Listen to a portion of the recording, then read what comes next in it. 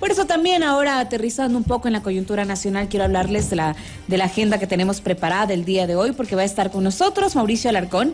Él es director ejecutivo de la Fundación Ciudadanía y Desarrollo, ya está en la cabina de Sonorama con nosotros, y vamos a conversar sobre varios temas del día de hoy, entre ellos el pedido de la Asamblea Nacional de aplicar la muerte cruzada y sus amenazas de destituir al presidente de la República. ¿Esto tiene o no validez? ¿Tiene o no legitimidad? También es pertinente iniciar, como ya han hablado algunos miembros de la Comisión Multipartidista, un juicio político a Guillermo Lasso. Estaremos analizando este tema. Les cuento que también en pocos minutos estará con nosotros Michelle Calvache. Ella es consejera electa del Consejo de Participación Ciudadana y con ella vamos a hablar sobre las primeras acciones que emprenderá desde el Consejo de Participación Ciudadana una vez que ya empiece su trabajo este nuevo organismo. También va a estar con nosotros Juan Andrés Carrión, él es abogado penalista, y haremos con él un análisis del pedido del cambio de la figura delictiva de femicidio a homicidio para Germán Cáceres. Esto en el caso de María Belén Bernal. También va a estar con nosotros Rodrigo Fajardo, asambleísta de la Comisión Multipartidista que investiga el caso del Gran Padrino, y hablaremos también desde la parte precisamente de legislativo, si es que este pedido de juicio político al presidente de la República, Guillermo Lasso, puede darse o no en la Asamblea Nacional. Recordemos que hay posturas divididas en la Asamblea, hay bancadas que mencionan que no hay los suficientes argumentos para llevar al presidente a un juicio político, mientras, por ejemplo, la bancada de Pachacutic ha sido bastante firme en que hay varios, incluso sustentándose en algunas de las pruebas que ha presentado el portal digital La Posta.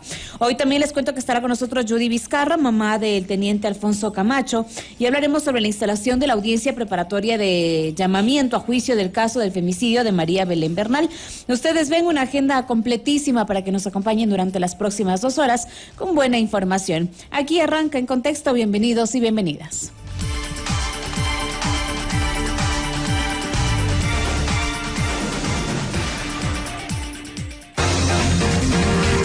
Carla Centrales, En Contexto, por Sonorama, la gran señal nacional. Muy bien, aquí arrancamos el desarrollo de la información y como les habíamos mencionado, arrancamos ya con Mauricio Alarcón, él es director ejecutivo de Fundación Ciudadanía y Desarrollo, a quien quiero darle la bienvenida el día de hoy en la cabina de Sonorama, la gran señal nacional. Ustedes ven que nos acompañan de manera presencial para analizar varios de los puntos. Quiero contarle, Mauricio, que en este espacio hemos tenido la opinión de varios abogados, de varios especialistas en la Constitución y quienes nos han contado, algunos con una postura diciendo que sí es posible volver a la muerte cruzada en la Asamblea Nacional, otros mencionando que no. Los que dicen que sí tienen como argumento que fue llevado a la Asamblea Nacional a propuesta de la muerte cruzada, pero como no se dio, como no salió el presidente de la República, puede continuar latente y puede llevarse nuevamente esta moción. Otros mencionan que no, porque ya fue utilizado este recurso en junio del año pasado. Entonces, ¿qué posibilidades hay de este famoso fantasma, de esta famosa frase, de volverla a llevar a la Asamblea Nacional para buscar la salida del presidente de la República? Bienvenido. Carla, buenas tardes, un saludo a nuestra audiencia y un gusto estar aquí en la señal de Sonorama.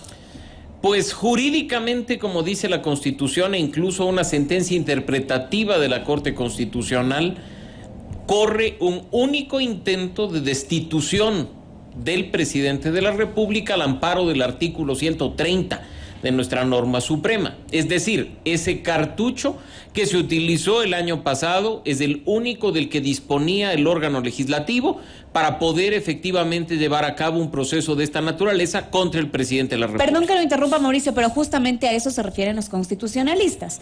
Es que se llevó a cabo la moción, pero no se dio la destitución. Entonces, en este punto, es decir, no se puede volver a utilizar este cartucho del cual usted menciona. En la Constitución, Carla, se habla del proceso. No se habla de si es o no exitoso.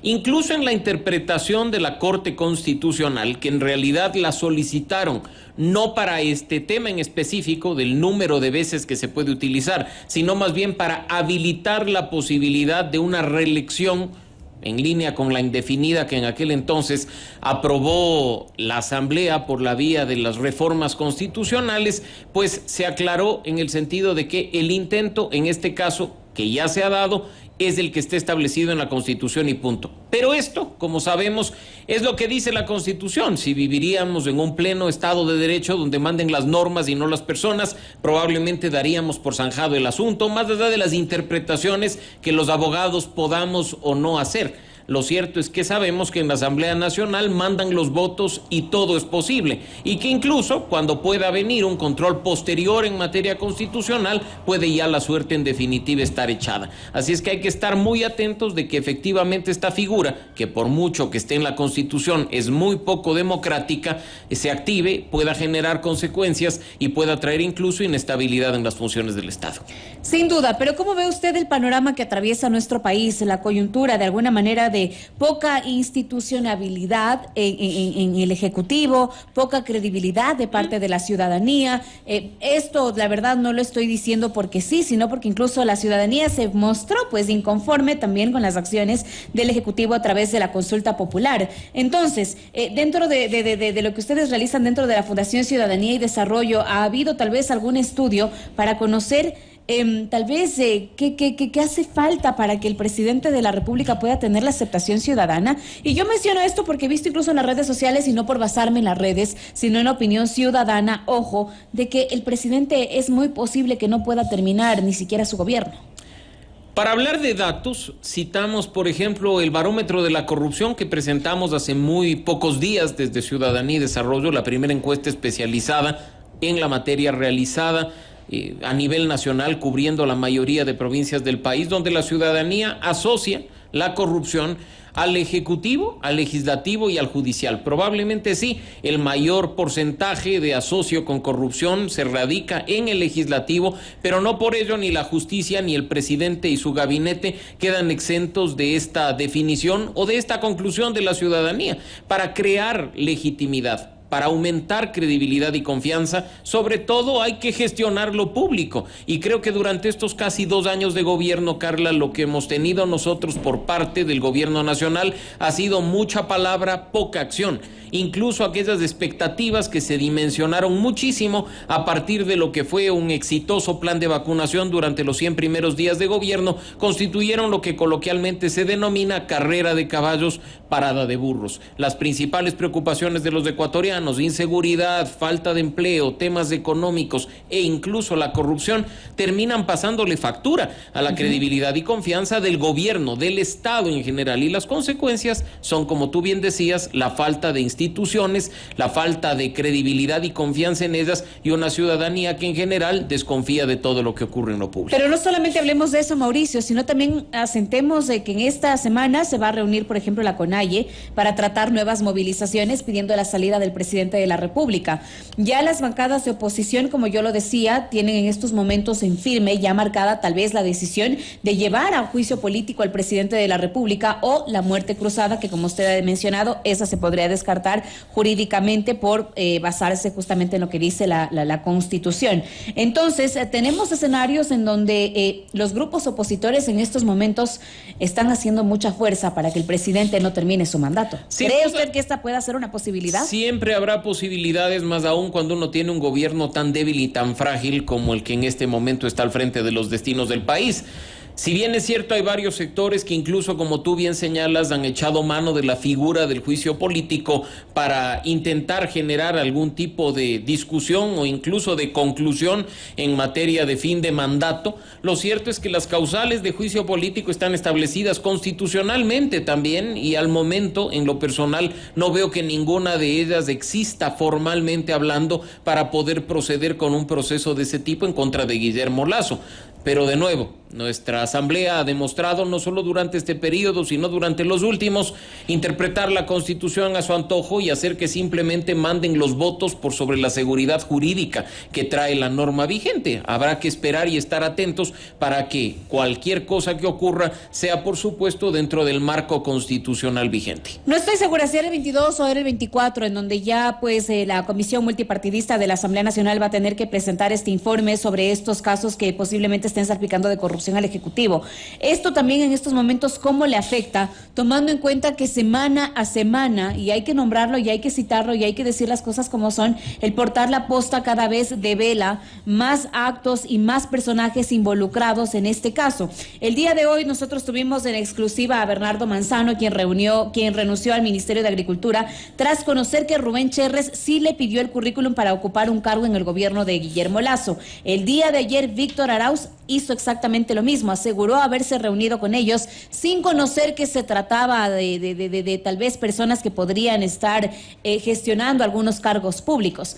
¿Cómo esto le afecta al gobierno nacional? La semana anterior, incluso si es que nosotros hacemos una visión un poco más macro, hubo varias cadenas nacionales, hubo varios anuncios presidenciales, un cambio de gabinete, pero en esta semana en donde, mira, que ya estamos día martes, hay varios anuncios importantes, como yo lo dije, el de Víctor Arauz, hoy el que hizo Bernardo Manzano en Sonorama, y en donde quedan también las palabras del presidente de la República, Guillermo Lasso, o tal vez de su equipo de trabajo, frente a todas estas personas que también terminan salpicadas. Quedan en eso, Carla, en palabras. Ya no es solo siquiera La Posta, son varios medios de comunicación que se han hecho eco de la denuncia original y que han recabado información aún mayor respecto a lo que sería actos de corrupción vinculados a altas esferas de poder, incluso ni siquiera a funcionarios públicos, sino a personas cercanas y allegadas al presidente de la República, hasta familiares. Yo me pregunto, ¿qué tiene que ver, si tomamos el tema de los audios develados hace pocos días,